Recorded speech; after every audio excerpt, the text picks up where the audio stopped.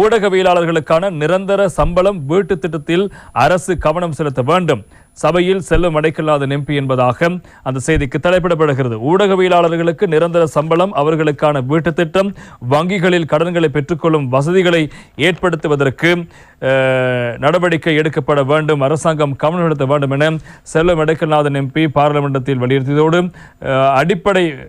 அடிப்படை மக்கள் மத்தியிலிருந்து மக்களுடைய தேவைகளை இனம் கண்டு கொண்டுள்ள அரசாங்கம் என்ற வகையில் ஊடகத்துறை தொடர்பிலும் ஊடகத்துறை அமைச்சர் நலிந்த ஜெயதிச மிகுந்த கவனம் செலுத்த வேண்டும் என்றும் அவர் சபையில் கேட்டுக்கொண்டார். நேற்று தினம் இந்த விவாதத்தில் அவர் மேலும் பல கருத்துக்களை முன்வைத்திருக்கின்றார். சிவராம், நடேசன், சுகிதராஜன் போன்றோர் ஊடகத்துறையில் தங்களை அர்ப்பணித்து உயிர் துறந்தவர்கள். அவ்வாறு கடந்த காலங்களில் மரணமடைந்துள்ள அனைத்து ஊடகவியலாளர்களுக்கும் எனது அஞ்சலியை தெரிவித்துக் கொள்கின்றேன்.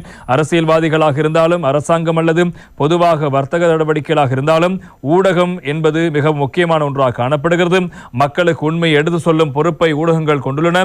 இதில் நேர்மறையாக செயற்படுகின்ற ஊடகங்களும் பொய் தகவல்களை வழங்கி ஒருவரை வீழ்த்துகின்ற நேர்மறையற்ற விதத்தில் செயற்படும் ஊடகங்களும் உள்ளன என்பதை தெரிவிக்க வேண்டும். அது தொடர்பில் ஊடகத்துறை அமைச்சர் கவனம் எடுக்க வேண்டும்.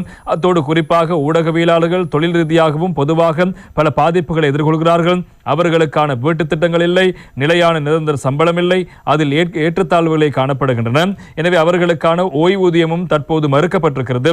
அது மாத்திரமின்றி அவர்கள் தமது ஊடக அடையாள அட்டைகளை பயன்படுத்தி வங்கிகளில் கடன்களை பெற்றுக்கொள்ளும் வசதிகளும் இல்லை.